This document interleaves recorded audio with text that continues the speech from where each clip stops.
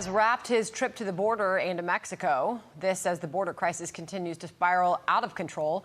Our next guest has introduced articles of impeachment against the Homeland Security Secretary Alejandro Mayorkas over his handling of this crisis. Joining us now, Republican Texas Congressman Pat Fallon. Congressman, thank you very much for joining us. Why do you believe that Mayorkas should not continue to hold this role? Well, Sandra, thanks for having me on. Alejandro Mayorkas is engaged in a pattern of behavior that's incompatible. President Biden has wrapped his trip to the border and to Mexico. This as the border crisis continues to spiral out of control. Our next guest has introduced articles of impeachment against the Homeland Security Secretary Alejandro Mayorkas over his handling of this crisis. Joining us now, Republican Texas Congressman Pat Fallon. Congressman, thank you very much for joining us. Why do you believe that Mayorkas should not continue to hold this role? Well, Sandra, thanks for having me on. Alejandro Mayorkas is engaged in a pattern of behavior that's incompatible with his duties as an officer of the United States.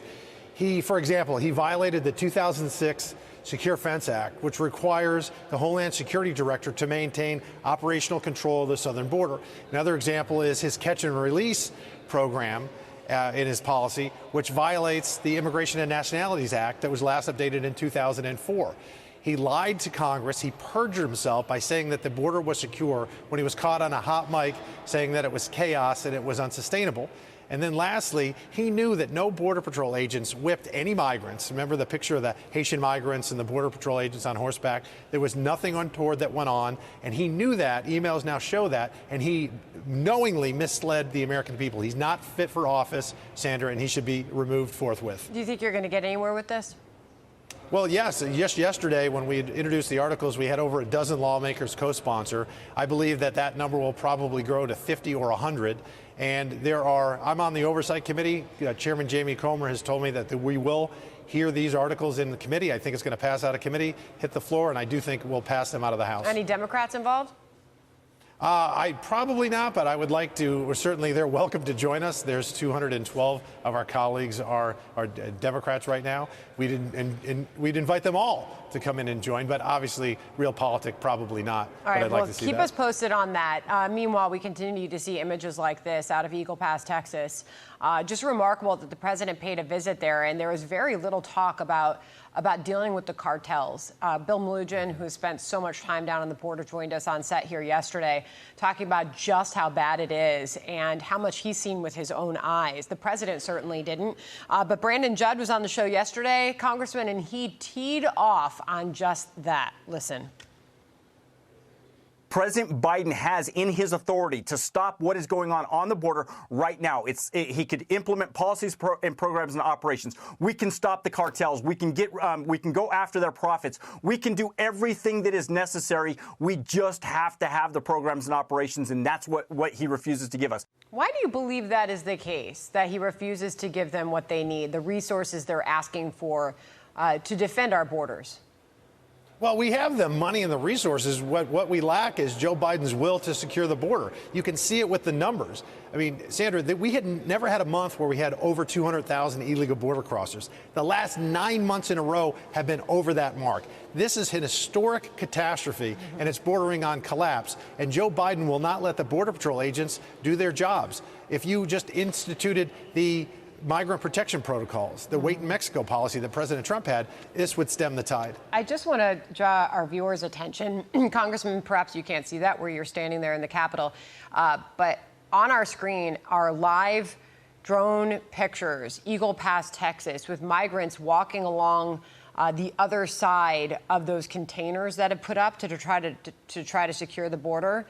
And clearly they're able to just walk right alongside of them and then around them. This is what Bill Melugin was on this program talking about yesterday, that these are not working, that it's a show, and these don't actually help secure the border. Can you weigh in on this, Congressman, with all your research at the border, these containers that have been put up to try to stop these migrants from coming over? Again, live pictures that we're watching right now, Congressman.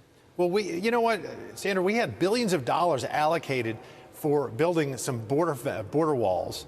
And the construction companies had been hired, the materials were there, the labor was there, and they were doing it. And as soon as Joe Biden took office, he halted that, and he wasted billions of taxpayer dollars. We need barriers, we need walls, we need to say, wait, you're going to wait in Mexico before and we're going to adjudicate your case for asylum, because we know that 99.9% of these folks are economic migrants. They're not really political asylum seekers. And we've seen 5 million people enter our country illegally under Joe Biden's watch. We don't even know, Sandra, who these people are. So I'm just trying to get some information on what we're watching play out on our screen here. I do not have any specific. Okay, so they are on the U.S. side now. They are in Eagle Pass, Texas. I don't have any information about what we just saw, but we certainly saw folks on the other side of the containers there clearly get around them. They were then picked up by a pickup truck. And that is now driving away with the 3 people who got inside of it. I don't have any other information other than what we are watching on that screen together. Final question to you, Congressman. Biden has accused Republicans of not acting on the border. He said this. Real quick reaction to the president.